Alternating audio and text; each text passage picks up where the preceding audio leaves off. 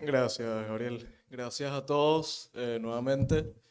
Gracias al Instituto Adam Smith y por supuesto a Frank por la invitación. Yo también eh, voy a tratar de cuidar el tiempo, así que para someterme a un poco a esa estructura voy a leerles algo rapidito. Ayer hablábamos aquí de cómo a veces, desafortunadamente es nuestra historia, los malos ganan. Cómo a veces las historias no tienen un final feliz. Fidel ganó, es cierto. Ganó Venezuela y ganó el resto de la región por mucho tiempo. Y aún hoy, luego de morir en paz, en impunidad, su legado de destrucción y odio sigue corroyendo nuestros países. Pero Fidel, aunque sí demostró una obstinada voluntad y un admirable talento para el mal, no triunfó por su superioridad. No, no hay forma. Fidel, su proyecto y quienes lo expandieron no son de ninguna manera superiores a nosotros, que atesoramos y concebimos la vida únicamente en libertad. No obstante, estos colectivismos destructores sí han demostrado algo que nos ha faltado, como dijo en su segundo advenimiento William Butler Yeats, los mejores carecen de toda convicción, mientras que los peores están llenos de apasionada intensidad. Esa es, en el fondo, nuestra tragedia. Debemos reconocerlo, sobre todo porque, como leitmotiv, parece condenarnos una y otra vez al fracaso. Los malos ganan por nuestra cobardía. Por la cobardía de una sociedad que en el siglo pasado se dejó persuadir por las ideas seductoras, pero nocivas, de un hombre pese a los hechos. La cobardía de una sociedad que le tembló el pulso para condenar con toda la fuerza del mundo a un movimiento que era inevitablemente esclavista, hambriador y genocida. Estaba ahí, frente a nosotros, pero lo dejamos desarrollarse y ahora lo estamos pagando. Desde que la Revolución Cubana mutó y se transformó en el socialismo del siglo XXI han pasado más de 20 años.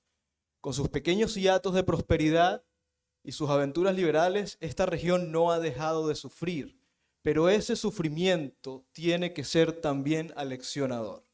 O mejor dicho, debe ser aleccionador o estaremos condenados a la miseria. Sí, existieron y existen Lula, Bachelet, la mafia Kirchner, Evo Morales, Gustavo Petro, Daniel Ortega, Maduro, Díaz-Canel.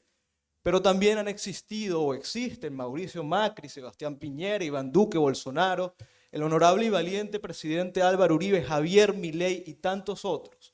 Gente que con sus aciertos o desaciertos han demostrado un nivel de decencia y de principios muy por encima de los vicios del socialismo del siglo XXI. Existió el Grupo de Lima. Ha habido voluntad y ha habido pequeños gestos de esperanza, que muchos fracasaron, es cierto. Resulta que no basta con que a los gobiernos lleguen hombres decentes con ideas liberales o contrarias al socialismo y buenas intenciones. Resulta que lo que nos estamos enfrentando es a una delincuencial maquinaria regional que persiste gracias al narcotráfico, el terrorismo y el crimen organizado. Es decir, nos estamos enfrentando a un monstruo, un enemigo nuevo que hemos ido conociendo a punta del dolor. Pero de esas experiencias nos han quedado unos aprendizajes muy profundos. Y no tengo duda de que vivido lo vivido, el futuro es promisorio.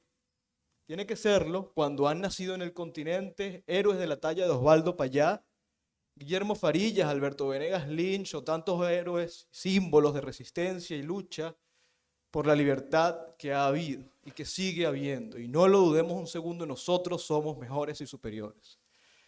Y discúlpenme un poco lo disperso, pero quería llegar a este punto para hablar de Venezuela y ir cerrando. Sí hay esperanza. Lo que ocurre es que hemos abordado el desafío de manera equivocada.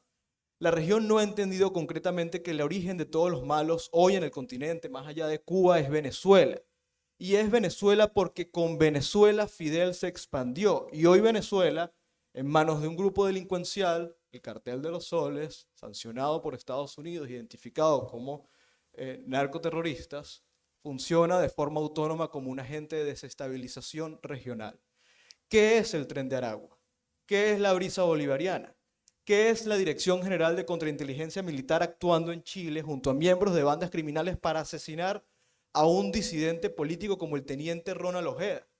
Es que no nos hemos dado cuenta de la gravedad. Discúlpenme un poco la autorreferencia y que esto parezca como un gesto de frivolidad y egolatría, pero hace poquito más de 20 días, 25 días, la tiranía venezolana me puso una orden de captura. Allanó la casa de mis padres en Venezuela y el fiscal del régimen, Tarek William Saab, luego de acusarme de conspiración en cadena nacional, en televisión, y de llamarme fascista, dijo, te tenemos ubicado, no voy a decir dónde.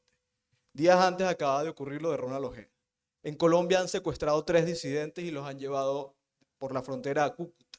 La Dirección General de Contrainteligencia Militar y el SEBIN opera en Colombia, opera en Argentina, opera en Chile, está demostrado. Hay reportajes periodísticos y denuncias de la Fiscalía chilena al respecto. No nos hemos dado cuenta de que este régimen se siente con la libertad de actuar impunemente en todo el continente. Retomo, sí hay esperanza. Hoy en Venezuela, y ya para concluir, estamos presenciando el surgimiento de un fenómeno sin precedentes. María Corina Machado, quien ha dedicado toda su vida a la lucha por la libertad de Venezuela, hoy es la líder más popular que ha habido en años en el país. Su popularidad es tal que ha roto con ese concepto desgastado de la politología de que no existe la transferencia automática y absoluta del apoyo. Corina Lloris, Edmundo González ahora. No quisiera entrar en diatriba y reflexionar sobre las estrategias que hoy avanza la oposición venezolana. Lo único que quisiera pedirles, con todo el corazón, a partir del testimonio de quien la conoce muy bien, quien la admira, quien la quiere y quien confía en ella, no dejen sola a María Corina Machado. Que Venezuela atraviesa sus momentos más oscuros y precisamente por ellos los más prometedores. Porque sabíamos que en víspera de nuestra libertad presenciaríamos los momentos más duros que nos hemos imaginado. Eso lo estamos viviendo hoy. La persecución que hoy hay en estos momentos en Venezuela es de una brutalidad abismal. A Machado la han pretendido dejar sola, aislándola completamente a partir del acoso a su equipo, entre ellos un hermano del alma que es Pedro Urruchurtu. Se encuentra refugiado hoy en la Embajada Argentina en Caracas. Hay esperanza y se ve reflejada en María Corina Machado, no lo dudo. Con Machado, el régimen se enfrenta hoy a un elemento que jamás ha estado en la fórmula. Les comento rápido, 25 años de chavismo no se explican sin 25 años de una oposición mediocre. En ese sentido, por primera vez tenemos un liderazgo a la altura. Y con los retos y sus desaciertos, esta oportunidad es única. Si Machado triunfa, triunfamos los venezolanos, pero también triunfan los bolivianos, los chilenos, los argentinos, los colombianos. Triunfan los nicaragüenses y triunfan los cubanos. Es el momento de los buenos. La coyuntura nos necesita a absolutamente todos. Hagamos que William Butler Yeats se equivoque, seamos nosotros los buenos, los que gocemos de apasionada intensidad. Gracias.